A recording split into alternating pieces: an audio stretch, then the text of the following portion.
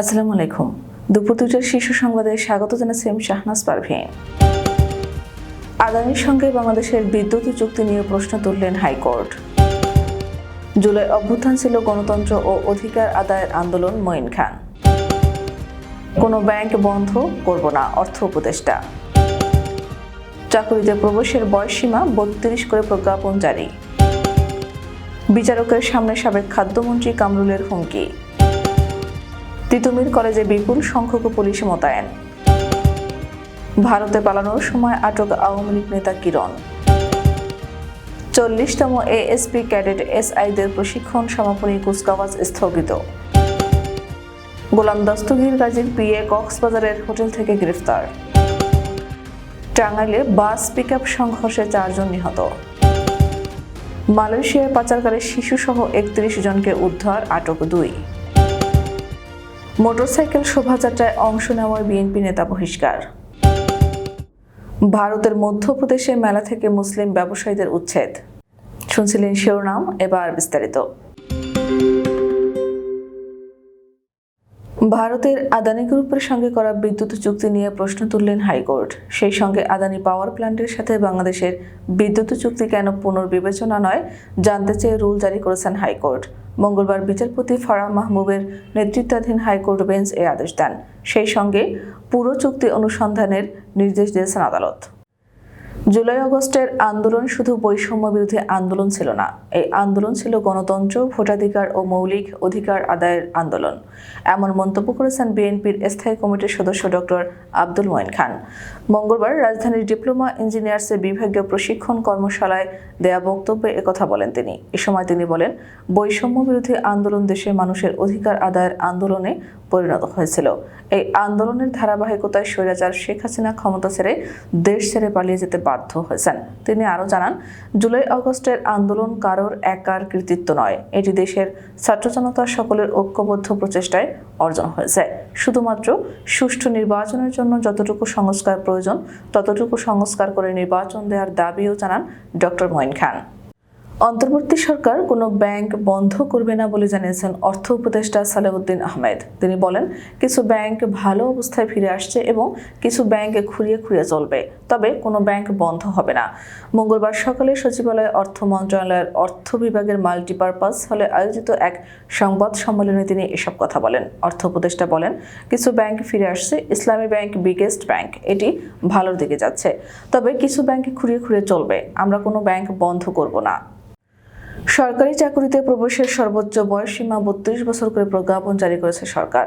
সোমবার 18 নভেম্বর রাতে আইন মন্ত্রণালয়ের লেজিসলেটিভ ও সংসদ বিষয়ক বিভাগ থেকে প্রজ্ঞাপন জারি করা হয়। রাজধানীর নিউ মার্কেট থানার হত্যা মামলায় আওয়ামী লীগের প্রেসিডিয়াম সদস্য ও সাবেক খাদ্যমন্ত্রী অ্যাডভোকেট কামরুল ইসলামকে 8 দিনের রিমান্ড দিয়েছেন আদালত। মঙ্গলবার Dhaka chief metropolitan magistrate Mohammad Ziadur রহমানের আদালতে শুনানি শেষে এ আদেশ দেন। রিমান্ড শুনানিতে পুলিশ জানায়, 19 জুলাই নীলক্ষেতে ছাত্র জনতার আন্দোলনে পুলিশ গুলি চালায়। এ সময় ব্যবসায়ী আব্দুল ওয়াদুদ গুলিবিদ্ধ হয়ে মারা যান। ঘটনার সঙ্গে কামরুল ইসলাম সরাসরি জড়িত। আওয়ামী লীগের প্রভাবশালী এ নেতা ধানমন্ডি সহ আশেপাশের এলাকায় সে সময় ত্রাসের রাজত্ব কায়েম করে। তার সরাসরি ইন্ধনে গুলি চালানো হয়। ঢাকার মহাখালীতে অবস্থিত সরকারি তিতুমির কলেজের সামনে অবস্থান নিয়েছেন বিপুল সংখ্যক আইনশৃঙ্খলা বাহিনীর সদস্য। এছাড়া কলেজের সামনে থেকে রেলগেট পর্যন্ত সড়কে সেনাবাহিনীর শতাধিক সদস্যকে অবস্থান নিতে দেখা গেছে। আজ মঙ্গলবার সকালে মহাখালী রেলগেট, আমতলী সহ আশেপাশের বিভিন্ন জায়গায় এমন চিত্র চোখে পড়েছে। দায়িত্বরত পুলিশ কর্মকর্তারা জানিয়েছেন, শিক্ষার্থীরা যে কোনো কর্মসূচি করতে পারেন, তবে সেটা কলেজের ভেতরেই করতে হবে। রাস্তা অবরোধ করলে যানজটে মানুষের ভোগান্তি হবে। অনাকাঙ্ক্ষিত পরিস্থিতি এড়াতে কলেজে অতিরিক্ত পুলিশ মোতায়েন করা হয়েছে। ভারতে পালানোর সময় যশোরের শার্শা সীমান্ত থেকে গাজীপুর মহানগর আওয়ামী লীগের সহ-সভাপতি আসাদুর রহমান কিরণকে আটক করেছে বর্ডার গার্ড বাংলাদেশ। আজ মঙ্গলবার গণমাধ্যমকে এ তথ্য নিশ্চিত করেছে বিজিবি। প্রসঙ্গত, আটককৃত আসাদুর রহমান কিরণ গাজীপুর সিটি কর্পোরেশনের টঙ্গীর পাগার এলাকার 43 নং ওয়ার্ডের কাউন্সিলর থানা অবস্থায় গাজীপুর সিটি কর্পোরেশনের 2 মেয়াদে ভারপ্রাপ্ত মেয়রের দায়িত্বের পাশাপাশি গাজীপুর মহানগর আওয়ামী লীগের সহ-সভাপতি দায়িত্বে ছিলেন।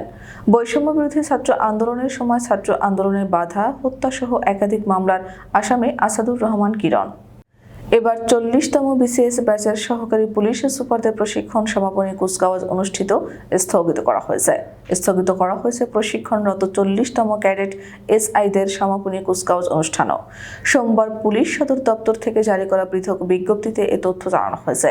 রাজশাহী সারদায় বাংলাদেশ পুলিশ একাডেমির প্রিন্সিপালকে এ ব্যাপারে অনুলিপি পাঠানো হয়েছে। সাবেক পাট ও বস্ত্র মন্ত্রী গোলাম দস্তগীর গাজীর ব্যক্তিগত সহকারী আফজাল কবিরকে গ্রেফতার করেছে কক্সবাজার জেলা পুলিশ।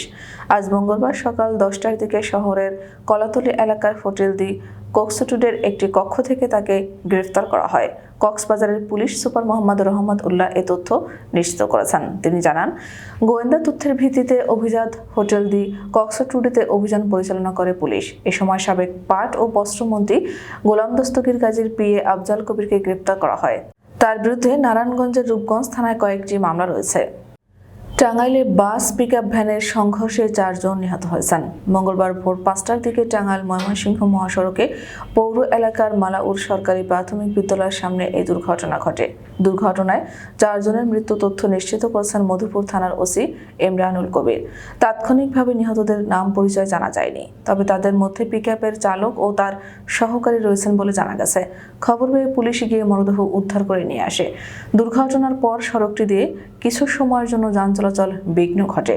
পরে পুলিশ গিয়ে পরিস্থিতি স্বাভাবিক করে।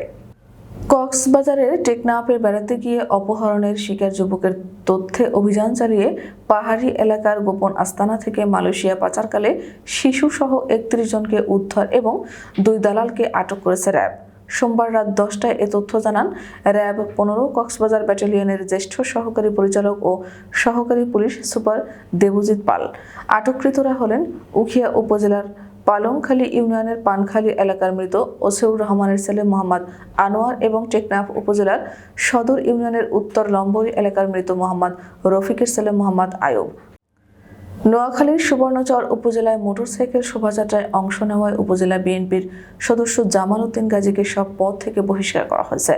সোমবার কেন্দ্রীয় বিএনপির দপ্তর সম্পাদক অ্যাডভোকেট রুহুল কবির রিজভীর স্বাক্ষরিত এক সংবাদ বিজ্ঞপ্তির মাধ্যমে এই তথ্য নিশ্চিত করা হয়।